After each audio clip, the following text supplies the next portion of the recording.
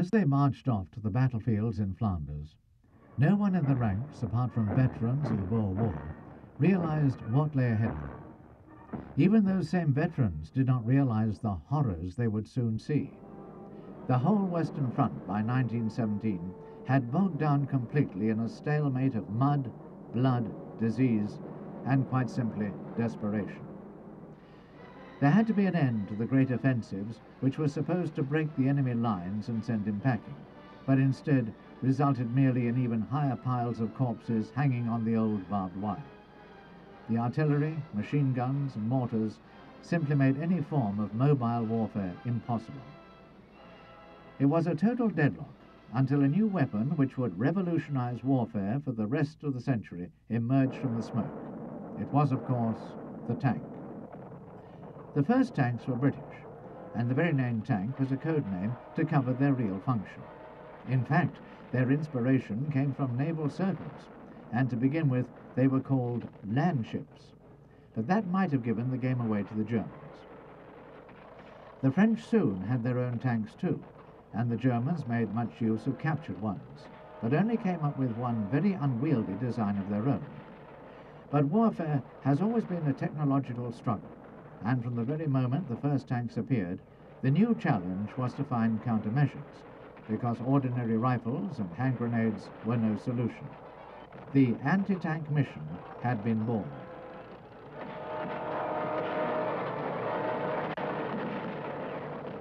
Another totally different mission began in the aftermath of the First World War. Adolf Hitler had a dream of a world which would be dominated by men of Germanic stock.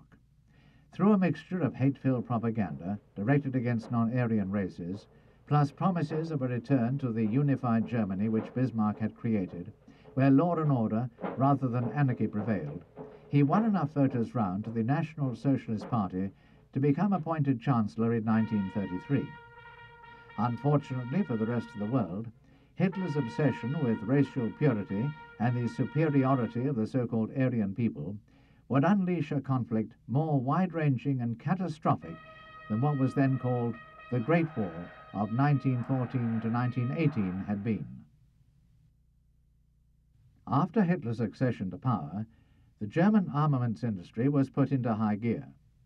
Alongside aircraft and U-boats, tanks assumed a high priority.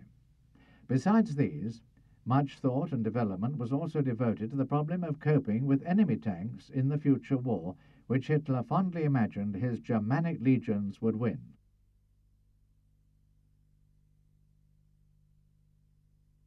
After the nearly bloodless takeovers of the Rhineland, Austria and Czechoslovakia, Hitler entered into an unholy pact with Stalin, the premier of Soviet Russia, to carve up Poland between them. This would put the separate territory of East Prussia back within German national borders. The campaign began before dawn on September 1st, 1939, with a massive aerial bombardment.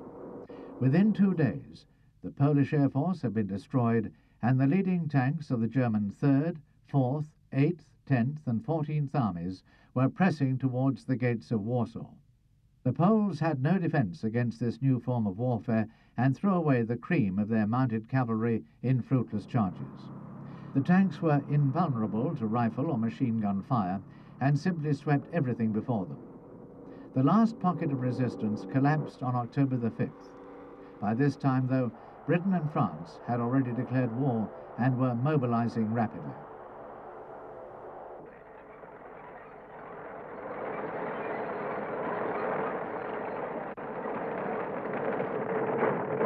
After a brief lull, the German panzer struck again in the west.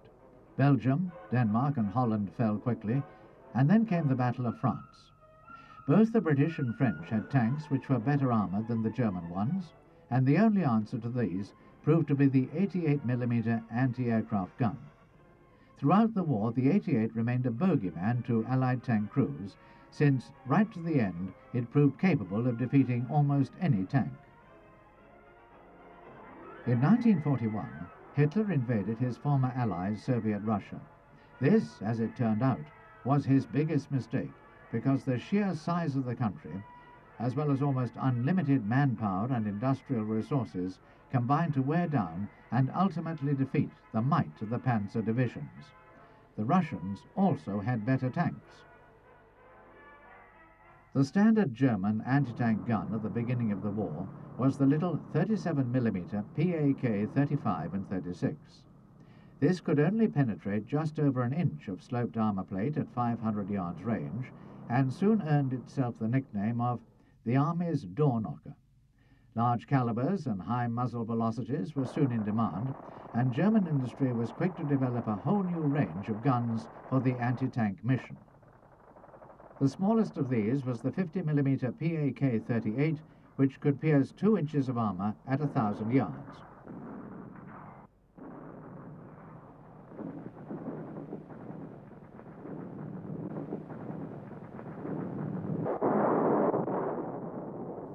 Then came the 75mm PAK 40, able to penetrate 4 inches of armour at 500 yards, more than enough to blow a hole in an American Sherman or Russian T-34 tank.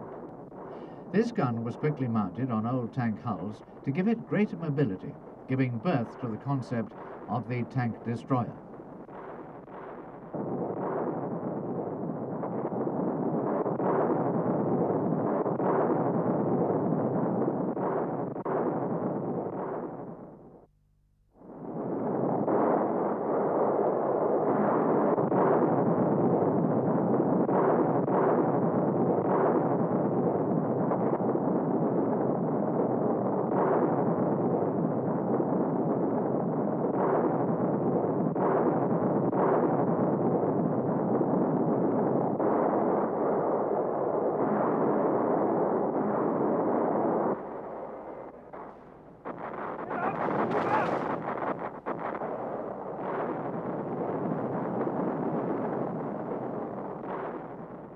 The anti-tank guns were effectively supported by another gun originally designed as an anti-aircraft weapon, the quick-firing 20mm Flak 38. This only had limited armour-piercing capability, but was useful for shooting up enemy anti-tank gun and artillery crews, as well as unarmoured vehicles and infantry tank hunter teams. The anti-tank mission expanded as the need for anti-tank teams became more and more obvious. With a horizontal range of about 3,000 yards, the little 20mm Flak was well able to keep enemy anti-tank gun crews from getting too close. Because early German tanks only carried relatively light armament, German designers came up with another new concept. This was the assault gun. The basic chassis of a Panzer III or IV tank was adapted to carry a larger, more effective anti-tank gun in a contoured superstructure instead of a turret. Not only were these more effective tank destroyers than most early tanks, they could be produced much more quickly. Their principal drawback was that the gun obviously had limited traverse, so the vehicle had to be pointing in the right direction to engage the enemy. This made assault guns vulnerable to attack from the flanks and rear, so they normally operated in concert with tanks and infantry anti-tank teams. In fact, by 1944, production of assault guns and tank destroyers was running at such a high rate that most German panzer regiments had a virtual 50-50 balance of tanks and self-propelled guns.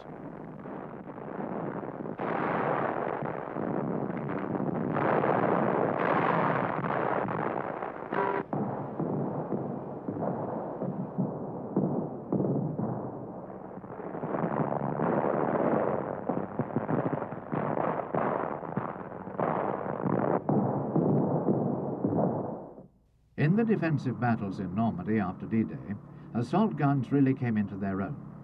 Having lower silhouettes than most tanks, they were easier to conceal in the hedgerows and narrow tree-lined lanes. In this type of warfare, lacking a turret was less of a drawback than it was on the wide-open Russian steppes, and Allied tank crews learned to treat the assault guns with caution and respect. Most by this time had high-velocity 75mm guns, which could easily take out an Allied Sherman tank at normal combat ranges. Their low-profile hulls also offered difficult targets to Allied anti-tank gunners and were well designed to deflect solid armour-piercing rounds.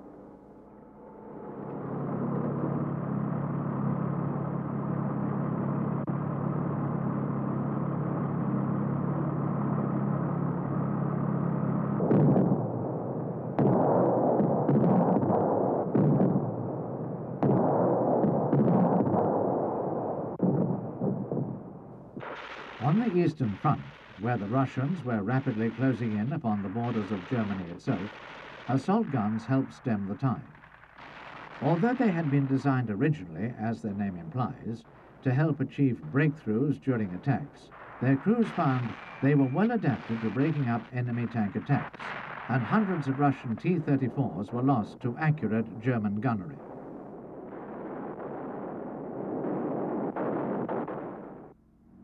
The supreme tank destroyer of the war, although only built in small numbers, was the Jag Tiger. This used the hull and chassis of the Tiger II, but with a fixed superstructure instead of a turret. Into this was mounted the last and most powerful anti-tank gun of the war, the 128mm PAK-44. This could penetrate nearly 10 inches of armor at 1,000 yards and nearly 7 inches at 3 times that range. Moreover, the Jag Tiger was itself protected by frontal armor up to 10 inches thick, making it completely invulnerable to any Allied anti-tank gun. The Jag Tiger was, though, a last-ditch measure produced in desperation and had no effect on the outcome of the war.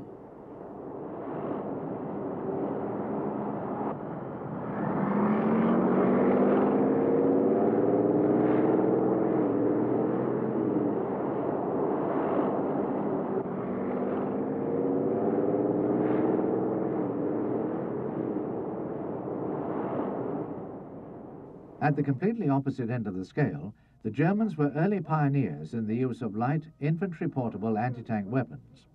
The first of these was the Panzerfaust, or armored fist. This was a simple metal tube containing an explosive charge to propel a large hollow charge grenade into the side of an enemy tank. Although its range was little better than 30 yards, it was a devastating weapon in trained hands. Even more effective was the Panzercheck, or armored battle axe. Copied from American bazookas captured in North Africa in 1942, it comprised a hollow tube fitted with a simple pistol grip coupled to an electrical firing circuit. It needed a team of 2 men to operate, the gunner himself and the loader who inserted the 88mm rocket projectiles from the rear before rolling clear of the backblast. The Panzercheck could knock out an Allied tank at nearly 150 yards range.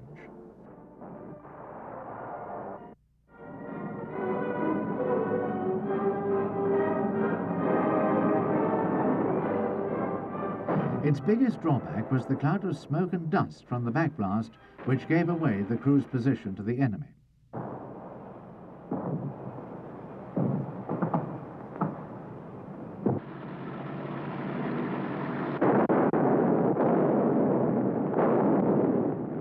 The biggest advantage shared by the Panzerfaust, Panzercheck, and the smaller caliber American bazooka was that they were cheap and simple to produce and were manufactured in literally hundreds of thousands.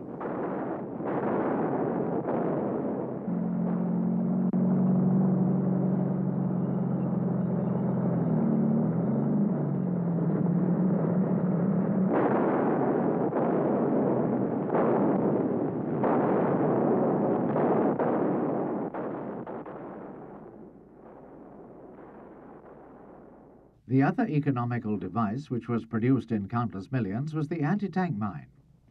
These pressure-operated hollow-charge weapons were sown in fields designed to drive enemy tanks into killing grounds where anti-tank guns could take them in flank.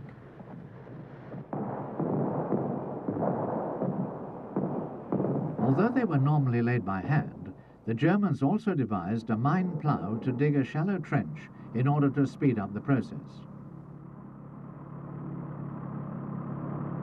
Like many other things, this was something of a last-ditch measure from the German army. As the Allies pushed into Germany from east and west in 1944, elderly reservists, as well as young teenage boys, were hastily trained in the use of the Panzerfaust and sent out on useless missions to avert the inevitable end.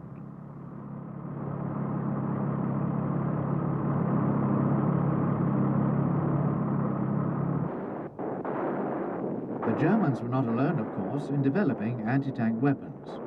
One of the most effective of these throughout the war was the Soviet 76mm field gun, which would fire armor-piercing as well as high-explosive rounds. The Germans adapted thousands of captured examples to fire their own 75mm ammunition. Apart from pioneering the use of man-portable anti-tank weapons, such as the bazooka, the United States Army also developed a range of dedicated tank destroyer vehicles typified by the M10.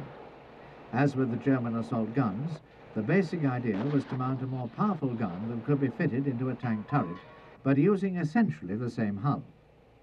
Unlike German tank destroyers, the American ones did have fully traversing turrets, but these were only lightly armoured and were open-topped, making crews vulnerable to enemy artillery and mortar fire.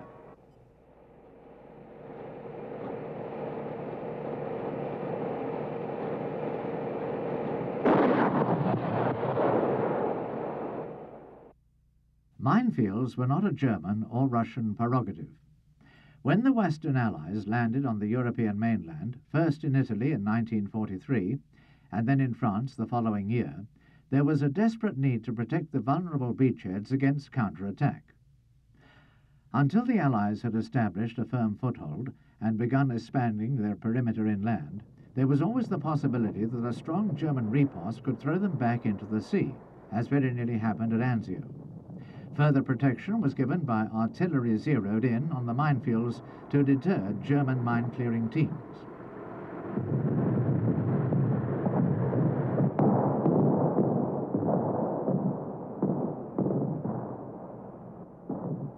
Mine clearing itself was one of the Allies' biggest headaches, particularly in Italy, where the Germans established themselves in a string of fortified lines bisecting the width of the country. Electrical mine detectors could locate most of them, but some had casings made of non-magnetic materials. These took a heavy toll of Allied armour because the Sherman's floor plates were only half an inch thick.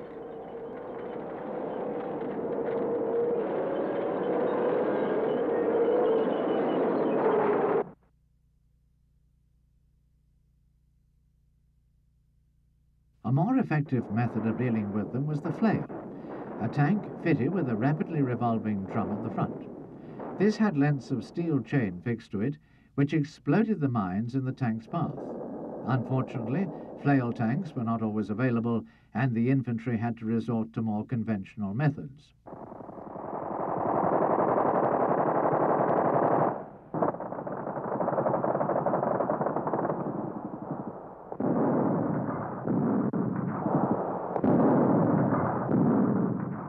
Removing the fuses from mines was a nerve-wracking experience demanding steady hands, but it saved hundreds of lives.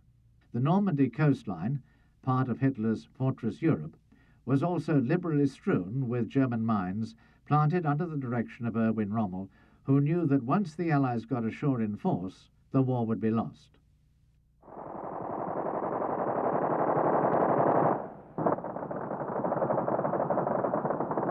A quicker method of disposing of the mine menace had to be found, and the answer was simple: blow them up from a safe distance.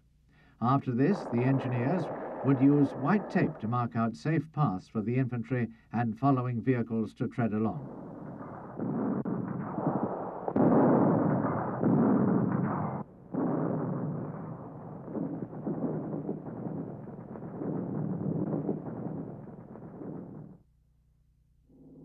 By far the most effective anti-tank weapon to emerge as the war progressed was the ground attack aircraft. Rocket-firing Royal Air Force Typhoons and United States Army Air Force Thunderbolts quickly perfected techniques of dealing with any German tanks which foolishly exposed themselves.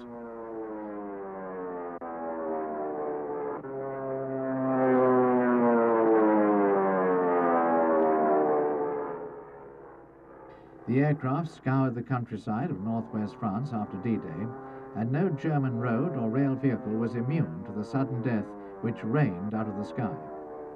The 6-inch warheads on the aircraft's rockets could destroy any tank with ease, and a new mission profile was developed called cab rank. As this implies, the aircraft simply circled until a customer on the ground radioed for assistance, then they would pounce. As the German armies in Normandy tried to flee once the Allies had achieved a breakthrough, they were battered by incessant airstrikes, and over 5,000 vehicles were destroyed.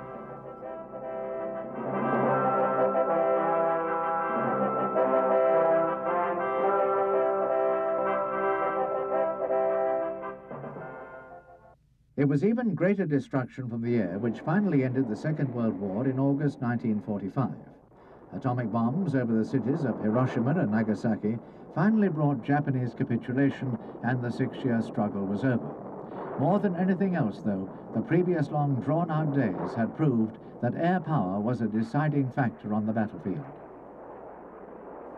In the early days of the Cold War between Russia and the West, the jet fighter was seen as the ultimate arbiter of success. The Soviet MiG-21, with high supersonic capability, was originally built as a short-range interceptor to shoot down NATO bombers. Later versions were modified to carry free-flight rockets in the anti-tank role.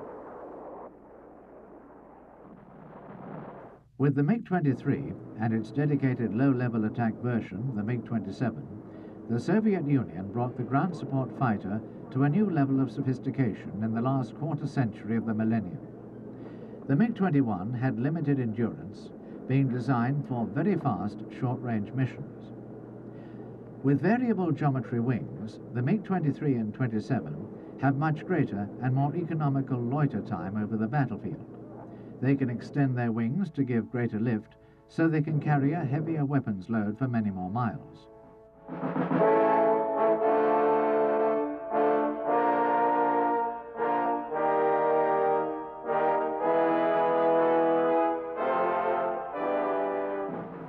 That load could include 250 or 1,000-pound bombs, cluster bombs for aerial denial and attacking enemy infantry, air-to-air missiles to defend themselves against opposing fighters, and pods of free-flight rockets for attacking tanks. This multi-role capability makes the MiG-23 one of the most successful combat aircraft of the post-war era, alongside the American F-4 Phantom, and many are still in use with client nations around the world.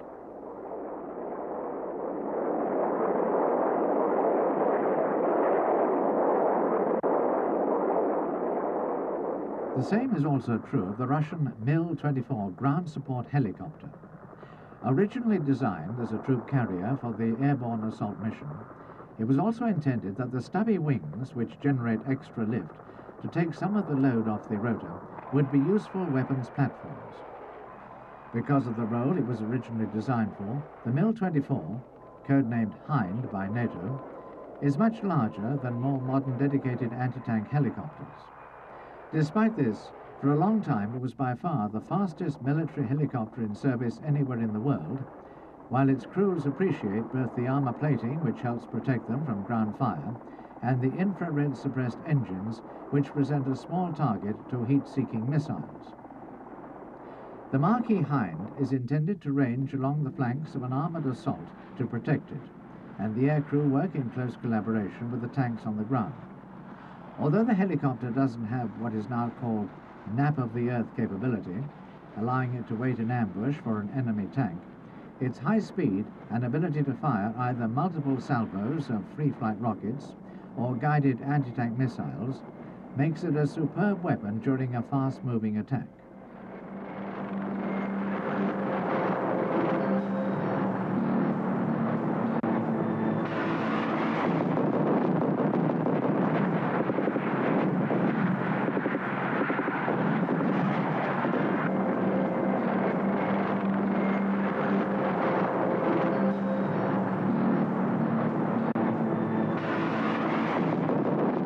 At completely the other end of the scale, the German PAH-1 is both the smallest and the slowest anti-tank helicopter in service and is totally unarmored.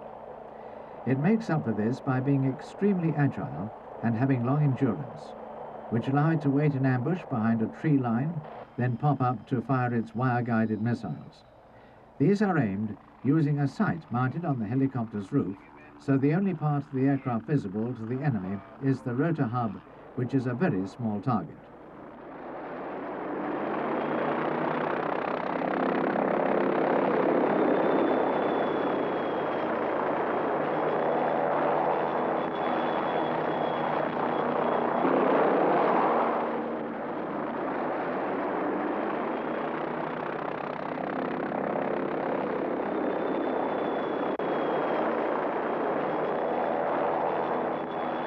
The helicopter can also maneuver to a limited extent while a missile is in flight, since all the operator has to do is keep the crosshairs centered on the target to ensure a hit. The PAH-1 can fire either the French Hot or the American Tau missile, both of which are very effective against conventional steel armor. They are unlikely, though, to do much damage to a main battle tank fitted both with the Chobham-style laminated armor and reactive armor plates, which dissipate the effect of hollow charge warheads.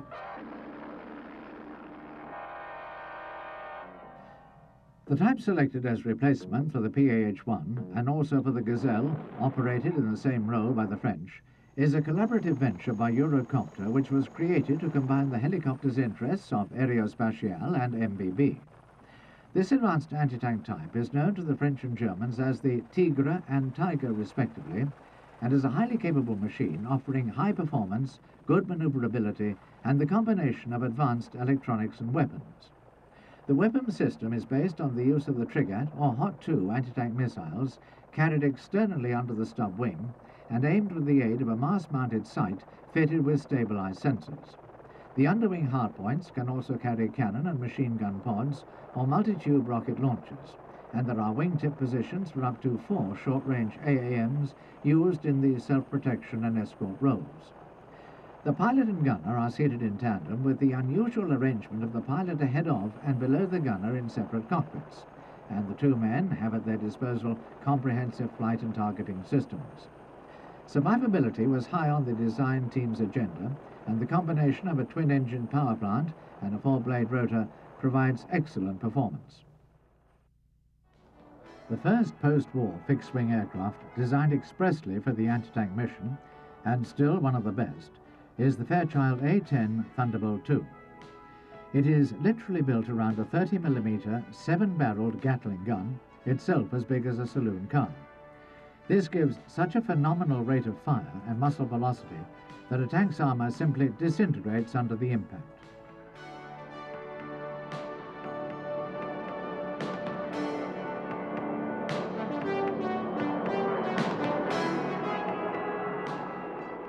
The aircraft can also carry pods of free-flight rockets, bombs or missiles.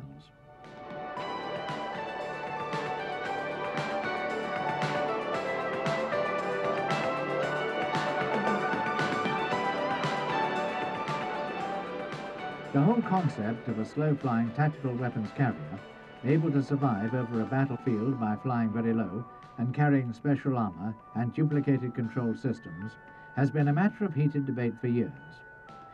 What cannot be denied is the Thunderbolt's devastating punch in the anti-tank mission. Apart from its gun, its most potent weapon is the AGM-65 Maverick missile, which has a 125-pound warhead capable of penetrating all known armor.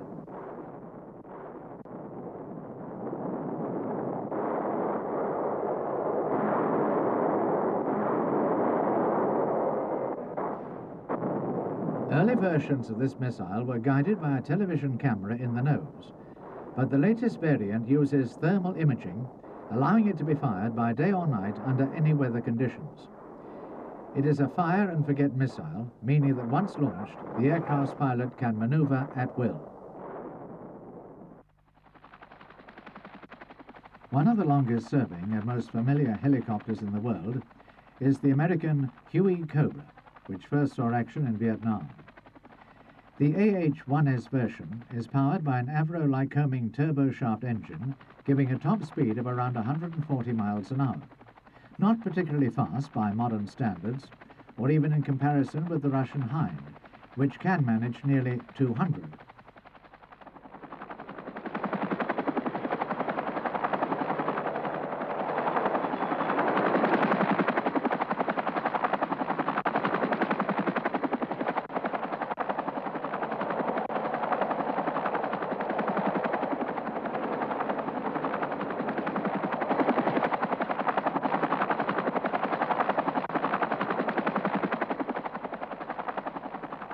Basic weapons fit is 8 TOW missiles, the acronym standing for Tube-Launched, Optically Tracked, Wire-Guided, which we'll come back to in a minute.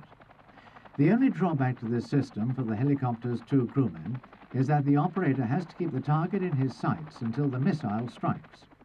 This exposes them to enemy ground fire, and if the helicopter is badly damaged or destroyed, the missile can go anywhere. However, the crew do have a chin-mounted fast-firing rotary 20 or 30 millimeter cannon, which is guaranteed to keep the enemy's heads down.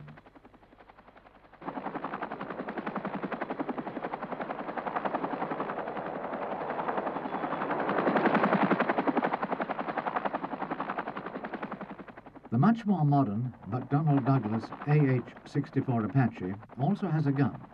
In this case, the Hughes 30mm chain gun with over 1,000 rounds of ammunition, providing sustained fire for up to 2 minutes.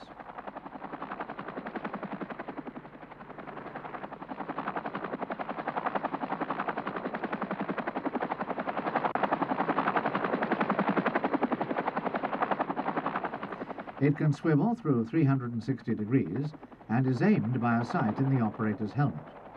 As he moves his head, the cameras in the nose automatically look in the same direction. The chain gun is not itself an anti-tank weapon, but it can inflict serious damage on more lightly armored targets, such as infantry personnel carriers.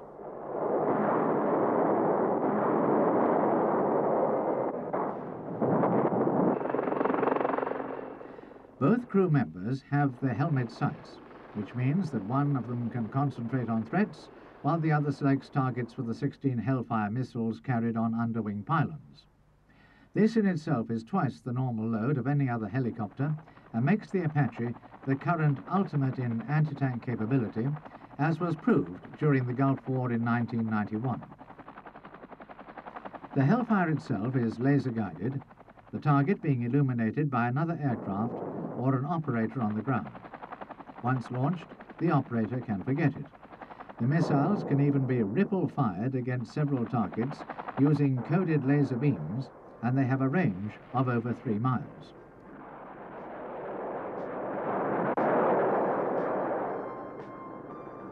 The basic drawback of the original Apache was that all the sensors were in the nose, meaning that the aircraft could not really fly nap-of-the-earth missions and had to expose itself to enemy retaliation. The latest version, however, is the Longbow Apache, fitted with a bulbous target acquisition and designation system on top of a mast protruding above the rotor hub. This allows the Apache to operate, in effect, from a hull-down position. All the enemy can see, if he has sharp eyesight, is the longbow dome, much the same as with the German PAH-1. This, coupled with titanium armor protection, similar to that in the Fairchild A-10, greatly enhances the helicopter's survivability over the increasingly lethal modern battlefield.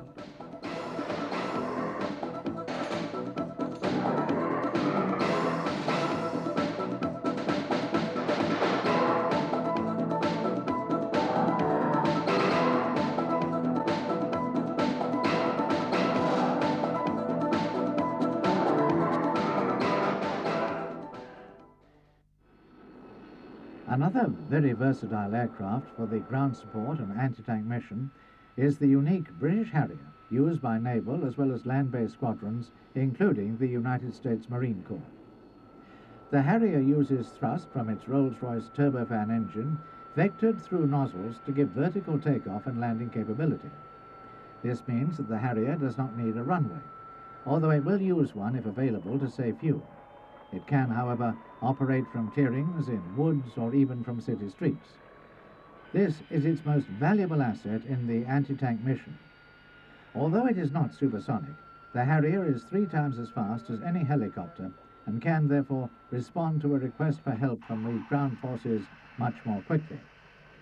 Although the Harrier's principal mission is not anti-tank, it can carry pods for free-flight rockets which have impressive armor-piercing capability, or use the laser designator in its nose to drop smart bombs with pinpoint accuracy, as was proved in the recent conflict against the Serbs in Kosovo. The Harrier is also a very capable dogfighter, as Argentinian pilots discovered in the Falklands, and carries air-to-air missiles to protect itself from counterattack while supporting the troops on the ground.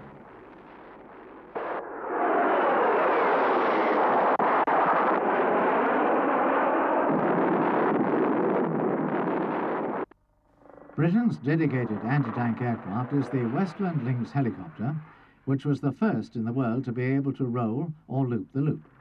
This extraordinary agility is one of its principal assets on the modern battlefield. Although it is unarmoured, it can jink rapidly to avoid enemy ground fire and can pull higher G in a turn than any other military helicopter, allowing it to evade hostile aircraft with ease.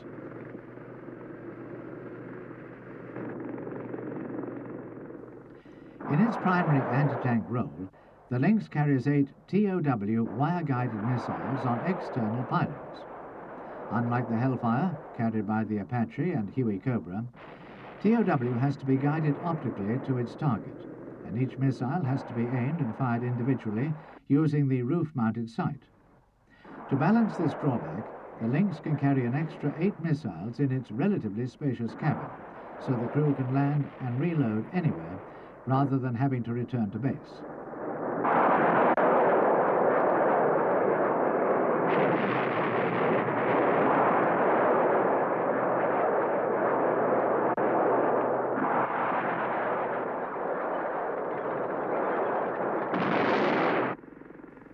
That same cabin can also carry up to 10 infantrymen, although a more aggressive option is 3 gun crews with Milan anti-tank missiles and their launchers. Using its high speed of just under 200 miles per hour and wonderful maneuverability, the Lynx can deposit the anti-tank teams anywhere on the battlefield and leave them to get on with the job.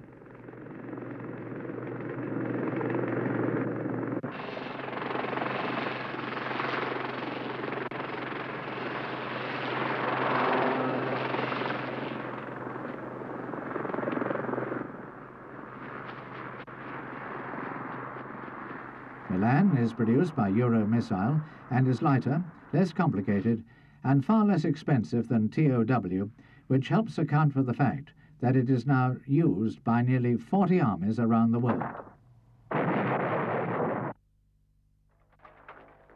Milan is more usually deployed by 2-man teams carried into battle in armoured personnel carriers, although it can also be roof-mounted on a wide variety of vehicles to give them an anti-tank capability as well. One man carries a pair of missiles in their sealed launch tubes, while the other carries the firing post.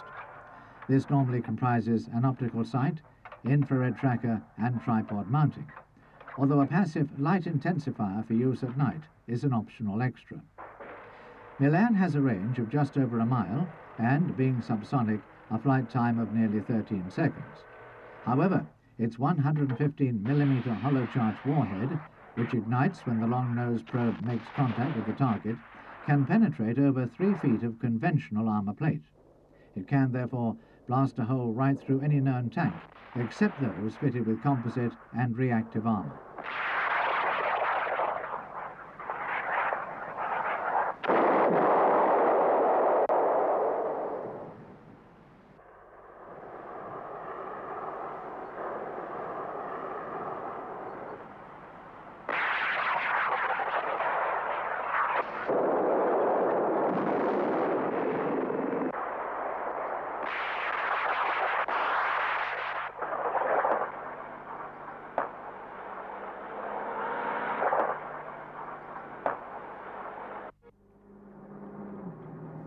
Another infantry portable anti-tank missile in the same class, although it is unguided, is the Swedish Carl Gustaf. In many respects, this simple, lightweight weapon is nothing more than a more advanced version of the wartime German Panzerfaust. The missile itself only weighs 5 pounds, but it has a range of half a mile compared with the Panzerfaust's 50 yards and can penetrate up to 15 inches of steel armour plate.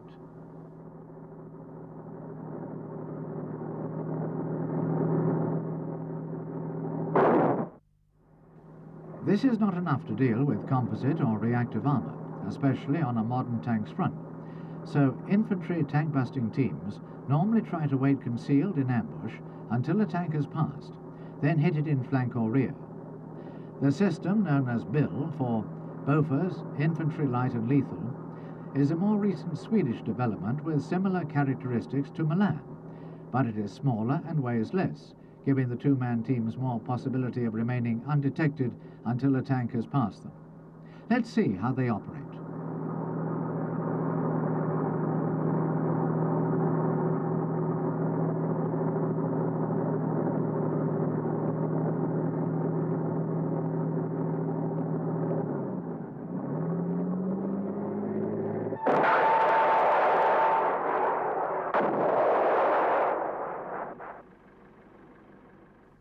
A tank's frontal armour these days is almost certain to be too strong for the missile's comparatively small warhead. So they let the tank pass, steal out from the woods, and let fly at the rear with the 9-pound missile. Many modern tanks carry their ammunition here, so it's a good spot to hit. Attacking tanks from overhead is even more effective, and Bill automatically fires its warhead downwards as it passes over the vehicle. Fortunately, this target tank is unmanned, but it does have a full load of ammunition and fuel, and the results of a hit by a Bill missile are spectacular.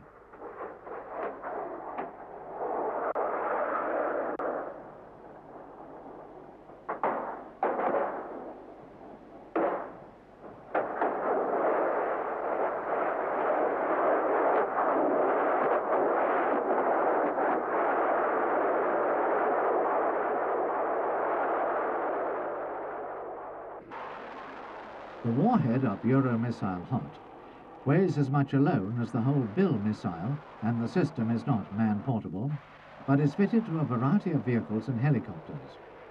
Once launched, fins open out, and the missile spins in flight to give it stability, with its guiding wire paying out behind it. All the operator has to do is keep the crosshairs on his magnifying sight centered on the target, and a hit is assured. Like Davy Crockett, a skilled operator can put missile after missile straight onto the same spot.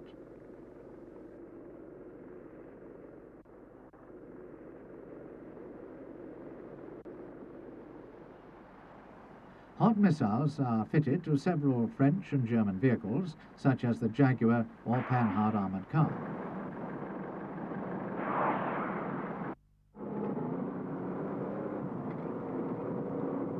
It is also mounted in a retractable launching module called Mephisto to the French VAB.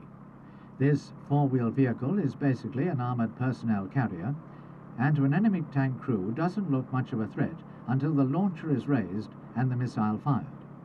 The operator uses a periscopic sight to identify his target first and can fire from a hull-down position.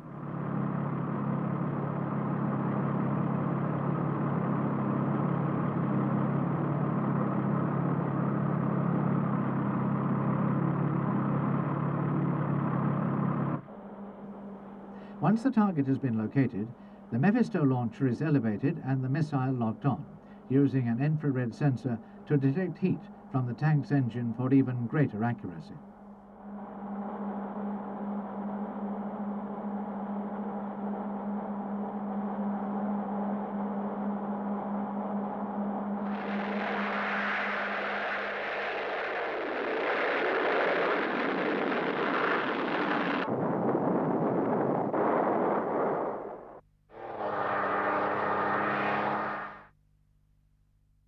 The most widely used anti-tank missile in the Western world, though, is the Hughes BGM-71 TOW.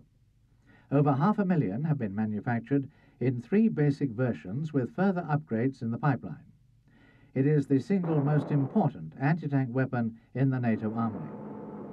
Although not man-portable, because the system weighs too much, it can be fitted to light vehicles such as the American Jeep-like Hummer, as well as to armoured fighting vehicles and helicopters. The system first saw action in Vietnam and has been used in just about every conflict since then.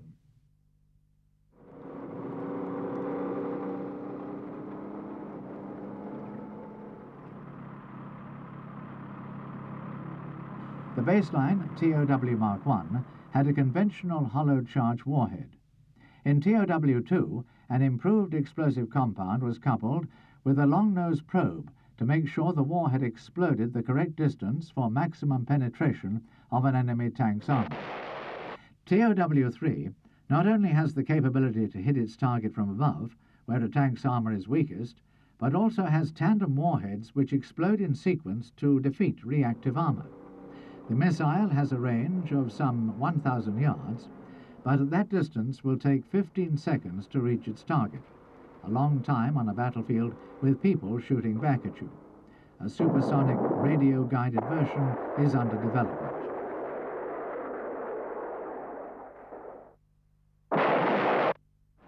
In the American Army, the principal TOW carrier is the M3 Bradley, which equips cavalry reconnaissance squadrons.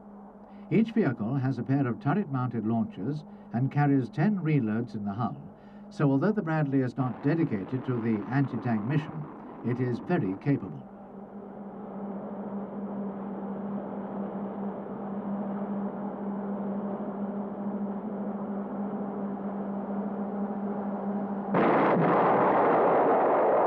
The Hellfire laser-guided missile, fitted to the Apache attack helicopter, can also be adapted for use on the ground, and the Swedish Army, concerned about potentially hostile submarines seen frequently close inshore, even adapted it for the anti-shipping role.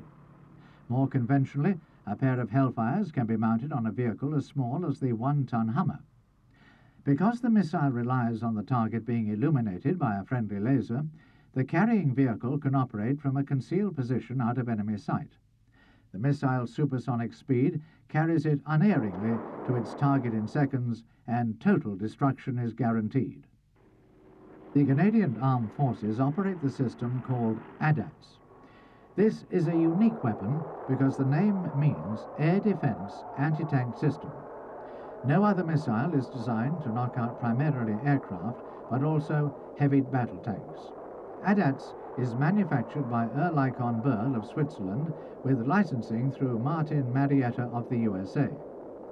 The turret carries 8 ready-to-fire, high-velocity laser-guided missiles. Ranging is by laser, and the missile rides a deadly accurate beam out to over 5 miles to the target. ADATS can be fired in very rapid sequence. ADATS is just as deadly to armor. Acquiring the target and aiming, the launcher takes less than a second. Then, at 2,000 miles per hour, the missile blasts straight to the target, sending it up in a ball of flame.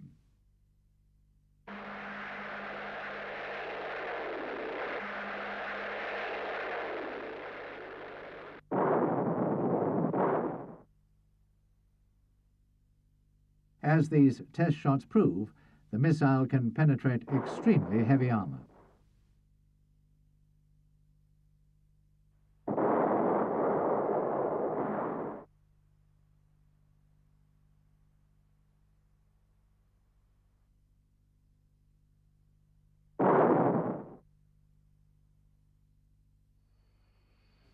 During the Gulf War in 1991, high-tech weapon systems, such as the Harrier, soon destroyed most of Saddam Hussein's aircraft and tanks.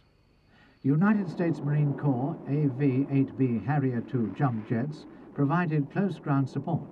Their new, larger carbon fiber wings gave extra lift and payload capacity for free-flight rocket pods, bombs, and air-to-air missiles.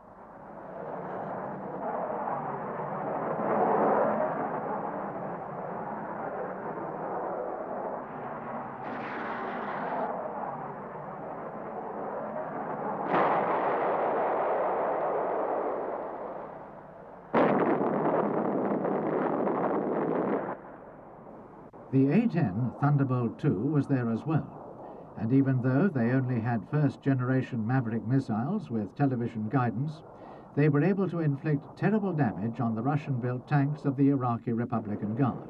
For them, there was simply no hiding place.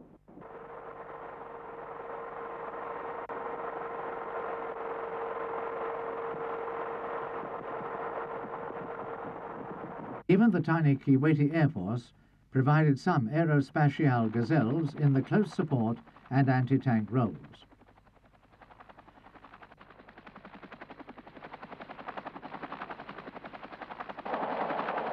The one helicopter which really proved master of the anti-tank mission in the Gulf was the McDonnell Douglas Apache.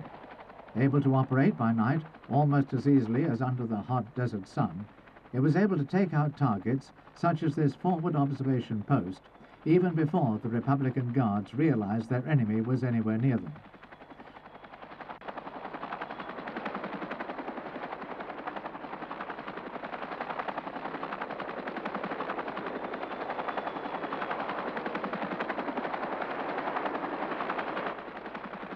A convoy of tanks and other vehicles provided a sitting target for Apache helicopters.